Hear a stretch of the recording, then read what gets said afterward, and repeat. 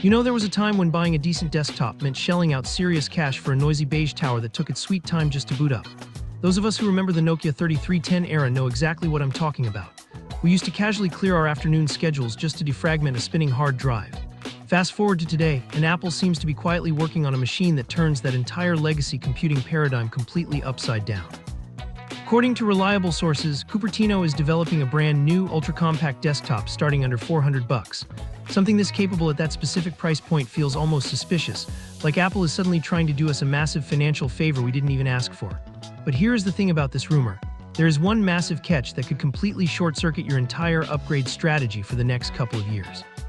I am saving that reveal for the end of this video, so grab your coffee and stay with me. Let's separate the real leaks from the noise. For those of us who have been in the tech game for decades, the last few months have been pretty eye-opening. We do deep research before buying expensive gadgets, and we absolutely hate cheap hype. That is exactly why when Apple dropped what industry insiders are calling the MacBook Neo, we actually paid attention. It was a surprisingly solid, no-nonsense aluminum laptop starting right around the $499 mark. Honestly, it disrupted the entry-level market overnight, offering a premium build quality that usually costs twice as much in the Windows world. Now, the supply chain rumors point heavily toward its stationary desktop sibling, a machine tentatively called the Mac Neo. Think of it as the Mac Mini's smaller, scrappier, and significantly more affordable little brother. What's interesting here is how Apple is brilliantly reusing its smartphone silicon strategy to permanently subsidize desktop computing. We do not chase flashy internet trends. We simply want reliable tools that deliver real measurable value day in and day out. Let's break down the specific details. The MacBook Neo shocked industry veterans by utilizing a tweaked bin version of the A19 Pro chip, which is the exact same piece of silicon currently powering the flagship iPhone 16 Pro models. Apple gave it a 5-core GPU instead of the standard 6, but kept the central CPU configuration remarkably robust. The result: single-core computing speeds that comfortably hang with the M3 architecture, while the multi-core performance completely embarrasses the original M1 Air that blew all our collective minds just a few short years ago. Now take a second to picture that exact same engineering philosophy evolved into the next generation A19 Pro, sitting permanently inside a proper desktop chassis. In a desktop environment, you naturally have substantially better cooling dynamics and absolutely no battery limitations holding the wattage back. Supply chain whispers strongly suggest this Mac Neo will pack that A19 Pro with up to 12 GB of unified memory soldered directly onto the chip package. That tight physical integration means memory access bandwidth is ridiculously fast. It is absolutely nothing like the old Intel days where data had to manually crawl across the motherboard buses like rush hour traffic on the interstate. Everything just feels instant.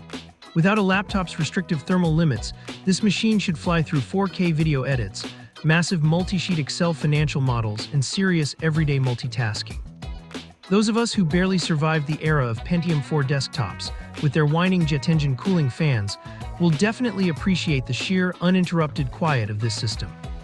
Moving on to the design changes, you can expect a significantly slimmer version of today's already tiny Mac Mini.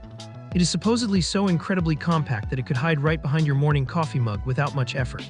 We are anticipating a clean, precision-milled aluminum build with absolutely no flashy lighting gimmicks, just the premium, understated feel Apple has nailed since the early unibody days. Let's talk about connectivity next, because this could actually matter for your current desk setup. For front-facing ports, the chassis is expected to feature 2 USB-C connections for your quick, everyday plugins. Around the back, rumors indicate you will get a standard gigabit Ethernet port for rock-solid wired internet, 2 additional USB-C ports, a dedicated HDMI output, and yes, they are gracefully keeping the traditional 3.5mm headphone jack. It is a highly smart, practical layout with absolutely nothing you don't actually need. These probably won't be full-bandwidth Thunderbolt ports, but they will deliver extremely solid USB 3 speeds where it genuinely counts. Since this is a traditional desktop setup, you are completely free to pair it with whatever monitor you currently own. Hook it up to a sharp 4K 120Hz display, and that A19 Pro chip should effortlessly drive those pixels smoothly. You could even mount this tiny box directly behind your big screen TV and turn it into an insanely powerful living room media center. Unlike the heavily restricted Apple TV hardware, the Mac Neo gives you the full, uncompromised macOS experience with real file management and full-scale desktop applications. Now let's get down to the pricing rumors and the real-world implications.